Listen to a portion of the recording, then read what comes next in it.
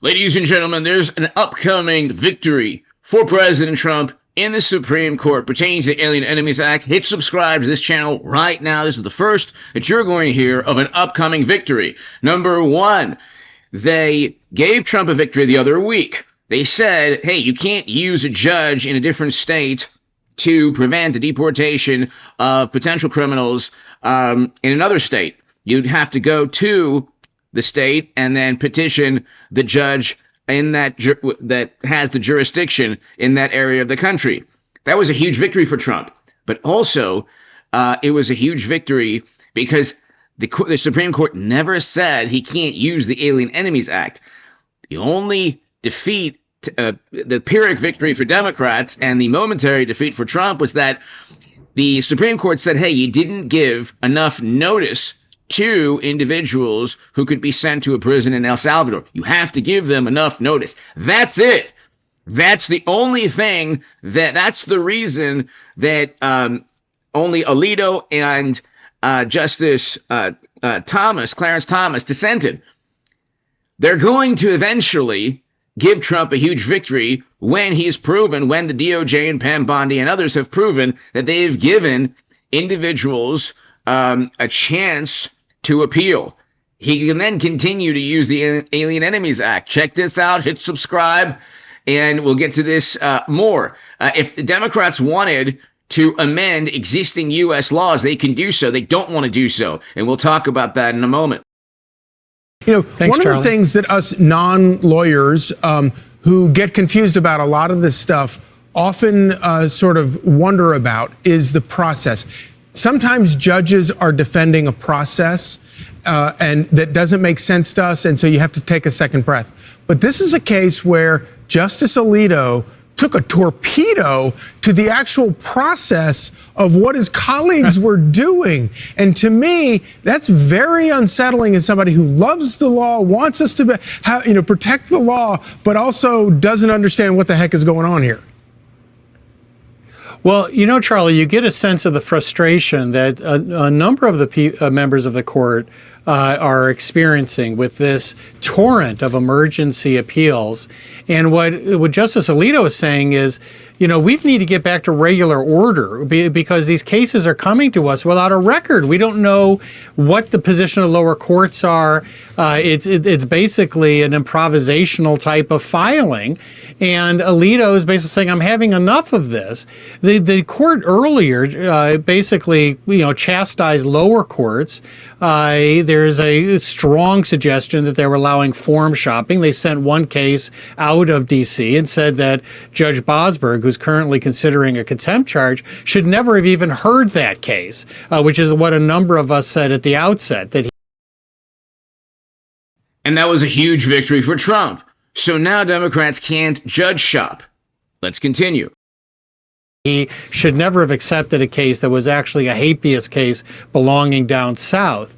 So I think you see this level of frustration rising with the justices. I expect that what we're going to be seeing here is an effort of the court to create better guideposts for lower courts. You know, we just had a Fourth Circuit decision where a conservative judge, Judge Wilkinson, said we need mutual respect between the judiciary and executive branches. I think the Supreme Court's going to pick up on that theme and say everyone needs to de-escalate and get back to regular order. Certainly you would think that with... So the issue, of course, is that Democrats want to legislate through the judicial, through federal judges. A great many federal judges appointed by President Obama and Biden are more liberal, obviously, in their political viewpoint.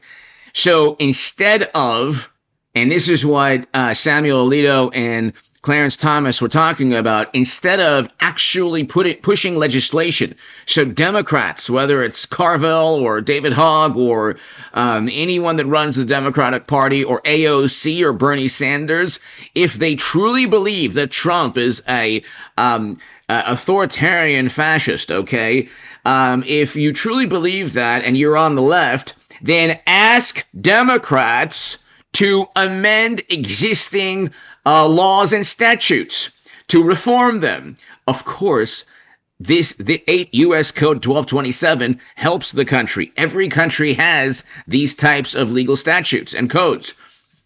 So a undocumented individual that commits any type of crime, serious crime, will be sent out of the country. In some cases, if they've been sent potentially by another country to harm U.S. national security, the Supreme Court has already allowed President Trump to utilize the Alien Enemies Act if he can prove that an organization came deliberately to harm U.S. national security. But Democrats aren't going to run in 2026. Chris Van Hollen, all of these Democrats that went to El Salvador that are going, they're not going to run on actually amending this and other statutes because it's not popular nationwide, because the American electorate voted for President Trump. He won the popular vote despite immense, almost 100% negative media coverage. So what does that tell you? Trump is extremely popular. Far more popular and admired than Democrats could possibly admit. He won the popular vote, and the entire American political establishment has been against him for 8 years. So what does that tell you? Number two, Democrats do not actually believe in their alleged value system. They won't push legislation altering 8 U.S. Code 1227 or any of the similar statutes. They don't want to legislate because their value system doesn't resonate around the country. They don't actually believe in single-payer health care or keeping undocumented immigrants who committed crimes in the country without deporting them. They don't believe in these things. They don't actually believe in their alleged value system. So they can't legislate on the alleged value system. Okay? That's why they won't touch these statutes, but they'll do public relations stunts. And again, I'm not talking about the wonderful, beautiful, amazing human beings and families from El Salvador, Venezuela, Mexico, the Middle East. These are the most amazing, wonderful, and beautiful people from El Salvador, from Venezuela, from Mexico, from the Middle East, and around the world. Trump is not talking about all the wonderful people from these regions of the world. He's talking about individuals who committed crimes and are undocumented. Democrats will never go to bat. Not even for undocumented that have businesses and work hard. They don't go to bat and actually amend any existing laws. So let's continue. This is an upcoming victory because all the Supreme Court did was say Trump can kick people out using the Alien Enemies Act. He can kick people out using existing laws pertaining to undocumented immigrants who committed crimes. But he can't do so without the appropriate notice. That's all. And once he gives the appropriate notice or a heads up that the Supreme Court will say, okay, that's enough notice. That's the due process that the court was talking about. But let's continue. With somebody like Chief Justice Roberts, who cares so much about protecting the integrity of the court, that he would want to do that. But in this case, it was only a dissent by Clarence Thomas and Samuel Alito. So do you think that the Chief Justice is listening? And do you think the Chief Justice is aware that maybe we do need to bring regular order to the way they handle these things? I think he is. Chief Justice Roberts has always been someone who is an incrementalist, an institutionalist, and he is obsessed with regular order. I mean, he's really time and time again pushed back on people trying to cut corners. Now, it's ironic here, Alito saying that's what you're doing, but I think the way that Chief Justice Roberts viewed this is that this is getting out of control. Let's go ahead and stop the action, give ourselves a chance to look at this.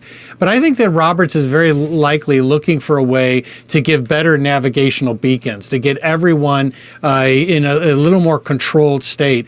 These district court judges have been issuing these national injunctions despite years of the majority of the Supreme Court saying, stop doing this. So the Supreme Court, led by Alito and Thomas, and even the other conservatives, are going to give Trump an imminent victory pertaining to the Alien Enemies Act. This has simply to do, like the Professor Turley stated, with giving more clearer and more concise guidelines to then deport people who are undocumented and committed crimes, which Democrats actually agree with. hit subscribe to this channel. I'll be back in an hour or so. Thank you.